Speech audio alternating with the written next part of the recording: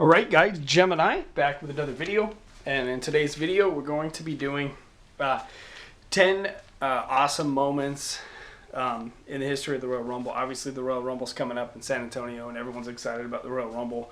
One of the most memorable, most exciting and must-see pay-per-views of the year. So what we're going to do is I'm going to relive 10 great moments in the Royal Rumble with you guys. So without further ado, let's get started.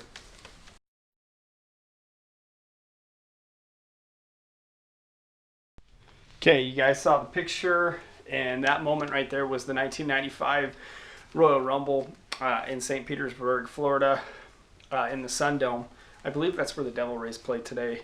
But yeah, it came down to Shawn Michaels and the British Bulldog. They were the last two guys in the ring, and everyone thought that the Bulldog had won. Michaels goes over the ropes, and only one foot hit the floor. And then I remember watching that pay-per-view. I watched that live as it happened. And it was such a strange thing because I was a big British Bulldog fan, and I thought for sure it was the Bulldog who won that match, and everyone did. And then Shawn Michaels all of a sudden comes back in, throws him out, and everyone's a bit confused. But the ending of that launched Shawn Michaels to another stratosphere, winning, and all of a sudden, next thing you know, he has Pamela Anderson and Jenny McCarthy out there with him, and I think it was just Pamela Anderson at the Royal Rumble. They were all about Pamela Anderson. On that pay-per-view. If you remember the time frame, it was 1995, and Baywatch was the hottest show in the world because of Pamela Anderson. And so HBK's out there with Pamela Anderson, and it was all about what the mid-90s was in pro wrestling. It was Shawn Michaels, who for 2 years there, 95, 96, and halfway through 97, Shawn Michaels' in-ring work was untouchable. Nobody could touch him. His performance level was untouchable. Yeah, he was a drugged-out mess, but he was untouchable in the ring. And when finally he threw the Bulldog out, the Bulldog's career kind of went one way, and Shawn Michaels' career went, and that's why he's got all that money today. So that's the first great moment. Let's take a look at the second great moment in Royal Rumble history.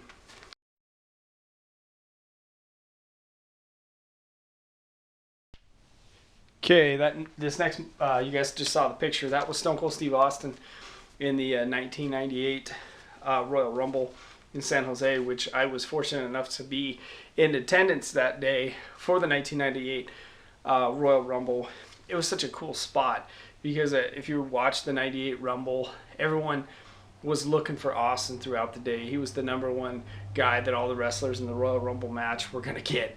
And so all the wrestlers are in the ring, and they're just waiting for Austin to they're just going to whoop Austin's ass when he gets out there. It was cool the way they portrayed that and did that. And finally he came out behind him, just started whooping the shit out of everyone, throwing, I don't know, I think he threw the Honky Tonk Man out and everybody else out. But that was a cool moment, and I was sitting with my friend John at the SAP Center there in San Jose when that all took place, and he was laughing his ass off, and that was just a cool moment. And then he went on to win that Royal Rumble.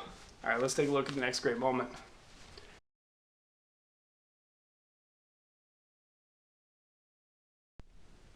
All right, you guys just saw the picture. That was when John Cena returned at the Royal Rumble in 2008, Madison Square Garden as number 30. Nobody saw that coming at all. I mean, nobody saw Cena being number 30, and then when he came out, won the damn thing. Jim Ross sold it on the commentary, and Madison Square Garden popped hard for Cena. That was crazy, and I was such a Cena fan at the time, still am. But yeah, that was an exciting moment in Madison Square Garden. You guys will like this next one. Let's take a look at the picture.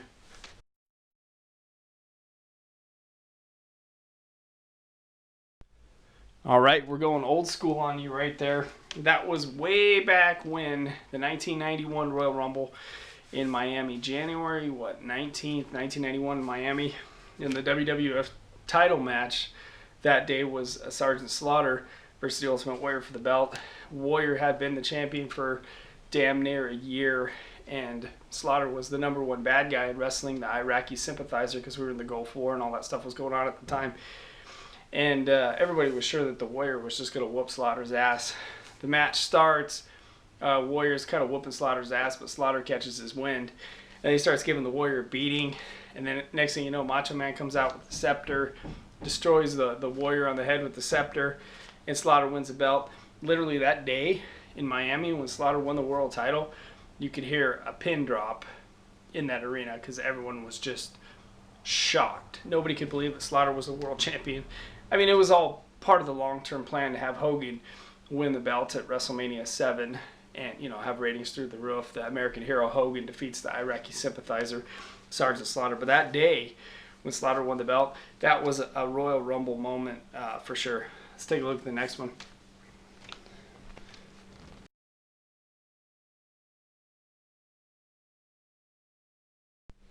Okay, the next one up is the Royal Rumble 2000 in Madison Square Garden when the last two wrestlers in the ring were The Rock and The Big Show, and everyone was pretty sure The Rock was going to win. I didn't know this until I watched, let's see, this DVD right here, The True Story of the Royal Rumble. It's so obvious that they screwed up the finish of that, and Big Show totally won that match. I didn't know that until I saw that DVD, that Big Show won that match big time, and The Rock was planned to win. They screwed that up big time, though, because the Big Show totally won that match. So the Big Show did get robbed a little bit on that one. Still, overall, 2000 Royal Rumble. Man, I could break out that DVD today and still get excited about it. All right, let's take a look at the next moment. You'll like this one.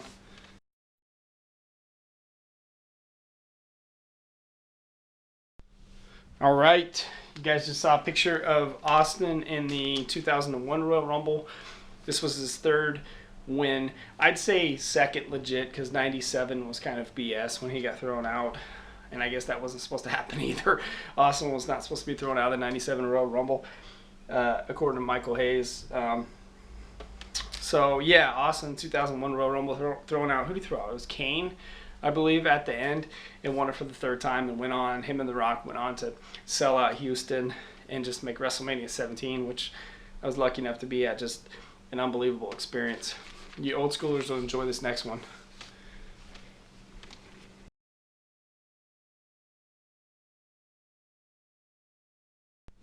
All right, you old schoolers, that right there was a picture of Kevin Nash on the Rampage in the 1994 Royal Rumble. This was the first time that Kevin Nash had been in a Royal Rumble match, but the match just fit him, fit his personality, fit his gimmick. If you remember earlier in the 94 Royal Rumble, he was one of the guys that attacked Yokozuna in the casket match versus The Undertaker. And yeah, Nash just went in that Rumble match that day in Providence, Rhode Island. And he just was a destroyer. Nash was just standing there. He was just throwing everybody out. I mean, he was Diesel.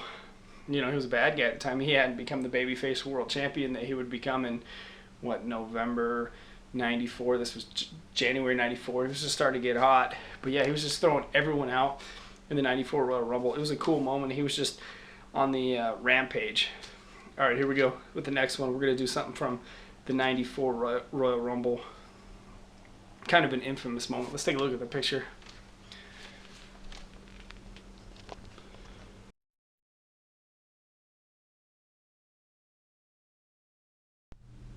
All right, you guys just saw another picture from the 1994 Royal Rumble. This was where they had the fake Undertaker, who just lost in this casket match to Yokozuna, fly to the top of the building as Yokozuna took his soul.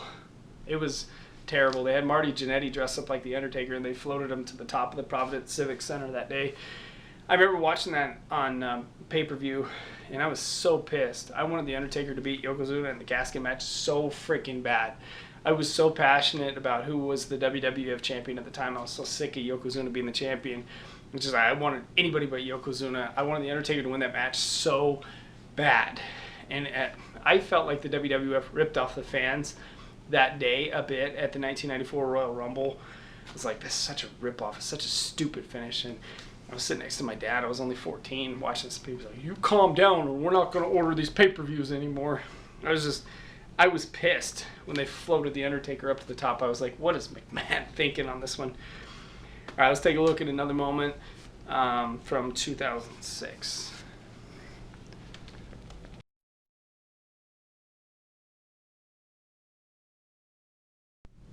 All right, you guys just saw a picture of Edge and John Cena from the Royal Rumble in 2006. This one was for the WWE Championship.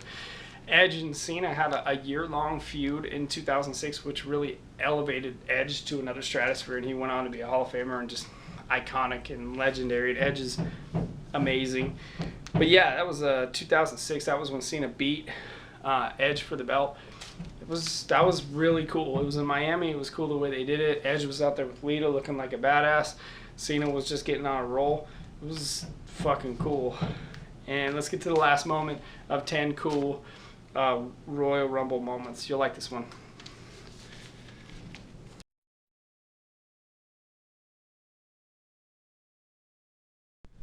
Okay, well, WWE isn't going to say his name, so I'm going to say his name. Not a fan of the guy. Not a fan of him slaughtering his family, his wife, and his kid. Not a fan of any of it, and I stay a million miles away from all the Chris Benoit stuff. But you have to admit, in 2004, when he got the big show out and won the Royal Rumble that day in Philly, it was a cool deal. It was a cool deal to see Chris Benoit, after all those years of hard work, finally win the Royal Rumble. And I remember I was working. I called my buddy John. You know, I didn't get a chance to see that Rumble. My buddy John watched it, and before I could even, I didn't even know the results or whatever. But I says to John, I'm like, dude, Benoit won, didn't he? And he goes, yeah, Benoit won. It's just like I knew ahead of time that Benoit was going to win. It was just his time in 2004 to become the champion, and he won the Royal Rumble. Pretty much, you know, whatever guy wins the Royal Rumble is going to become the champion. So thank you for viewing this video. 10 great Royal Rumble moments. Have a wonderful day. Thanks again.